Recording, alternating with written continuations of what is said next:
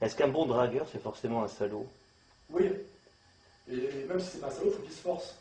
Parce que chaque fois qu'on baisse la garde et qu'on ouvre l'armure, c'est une perte d'efficacité. Oui. Et ça aussi, c'est terrible. C'est qu'est-ce que c'est qu'un dragueur? Au départ, c'est un type sensible qui a besoin des femmes, donc il s'y intéresse beaucoup. Il croit que les femmes sont comme sa mère, en gros, ou que les femmes sont comme on le dit dans les livres, c'est-à-dire elles aiment les garçons sensibles, un peu poètes, toujours les arnaques, genre la taille du sexe n'a pas d'importance, ce qu'il faut c'est que le mec soit gentil, etc. Et il découvre sur le terrain que c'est tout le contraire. Hein, que c'est toujours la prime au mec brutal, mal élevé, menteur, etc., que les femmes adorent se faire manipuler, etc. C'est la démonstration du livre. Hein.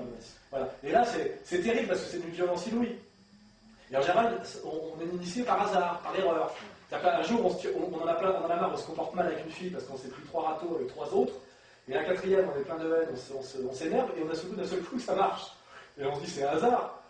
C'est un hasard, et quel hasard immoral. Et puis quand on a un petit doute, alors on dit, je vais recommencer pour voir que ça marche une deuxième fois. Et on dit, attends, c'est pas un hasard. Il y a une règle là, il y a une loi des séries. Et petit à petit, on fait le chemin. Le chemin du dragueur qui découvre que la saloperie est efficace. Et que la demande est que le salaud est l'homme préféré des femmes. La misogynie, c'est qu'au départ, tu crois que les femmes sont toutes ta mère et les anges, et tu découvres qu'elles sont des êtres humains. Et d'un seul coup, ça peut être rendre misogyne, en réalité, t'as pas de si tu n'avais pas mis les femmes si haut au départ, tu les aurais pas mis si bas ensuite. Tu vois.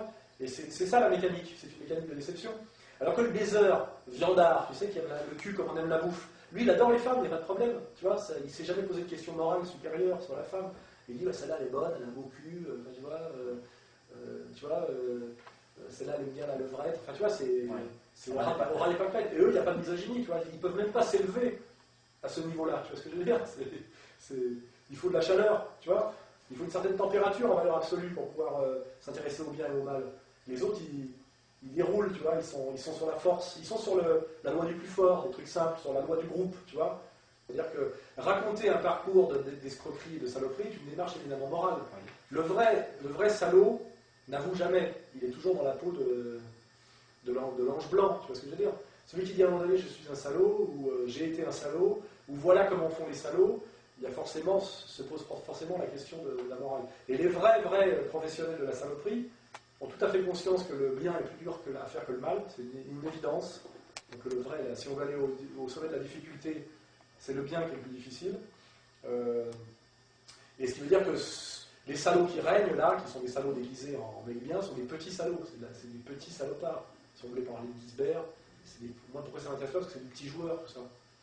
Il ne faut pas rêver, c'est pas des grandes figures, c'est des petits, quand ils sont montés comme ça, la gamelle, dans la compromission. Alors après, peut-être qu'ils se racontent qu'ils sont machiavéliques. Souvent, ils essaient de se valoriser eux-mêmes en disant qu'ils vont très loin dans l'abjection pour se prendre pour des diables, des machiavels. En réalité, pour cacher qu'ils font le tapin. À un moment donné, quand j'étais macho de service et que je n'avais pas passé certaines lignes, tu vois, on m'a fait, toutes les chaînes de télé m'ont fait des propositions. J'ai eu des rendez-vous, on m'a dit, vous êtes un macho, on a besoin d'un macho intelligent comme vous. Qui s'est parlé. On voit très bien que Zemmour aujourd'hui qui m'a piqué entièrement mon bouquin avec le premier sexe, qu'il l'a fait sciemment ou pas, j'en sais rien, enfin il l'a moins connu parce qu'il m'a envoyé dédicacé, il m'a invité à bouffer. Et bien lui a pris ma place, parce que lui on sait que bon, les journalistes au Figaro, il n'ira pas trop loin. Mais on avait besoin de ce personnage du méchant, là, du macho de service, du salaud, du type qui revalorise le phallus, la domination masculine. Et moi, cette place, on me l'a proposé longtemps. C'est très gênant, moi je connais ce sentiment d'être d'un seul coup apprécié par les gens que tu as toujours détestés, tu vois, par la bourgeoisie, tu vois ce que je veux dire, qui d'un seul coup te trouve très brillante, très intelligente. Moi, j'ai vécu ça, tu vois. Ils t'invitent dans les dîners en disant c'est un garçon très brillant, il y a de l'ambiance. J'ai dit attends, j'ai fait tout ça pour devenir animateur de dîner bourgeois. Donc t'en remets une couche derrière, tu vois. Tu sais, tu t'arranges.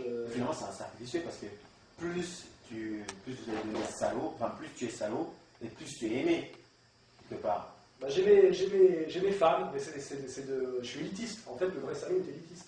Je veux avoir une clientèle d'élite, tu vois. Tu vois, c'est comme si tu es un tailleur, tu as quelques clients, tu fais des beaux vêtements, c'est cher, très peu de gens comprennent, c'est un truc d'esthète. Ouais. Forcément, tu vois. J'ai jamais cherché la célébrité de masse, tu vois ce que je veux dire. J'ai l'exemple de ma sœur, tu sais. Ça m'a jamais fait bander d'être reconnu dans un restaurant. Et moi, quand j'ai commencé à être un peu médiatisé, que je faisais les grandes gueules, RTL, j'ai fait RMC, RTL, les émissions piquées polémiques, Et je commençais à arriver dans les restos, et les gens me disaient bonjour, comment allez-vous? Vous étiez très bien à la télé la semaine dernière, tu vois. Et puis je vous ai réservé la bonne table, tu vois. Je commençais à être vraiment mal à l'aise. Ça m'intéresse pas, ça, tu vois. Donc à un moment donné, je me dis, il faut que ça change, tu vois. Donc tu fais ce qu'il faut, tu dérapes, tu vois, tu vas trop loin. Il y a des gens qui disent, ah non, là, quand même, c'est trop. Je dis, bah, si c'est trop, c'est bon, quoi. Donc Alain Soral est un salaud. Oui, oui, bah oui, oui. Si les mecs bien sont les mecs bien, je suis un salaud.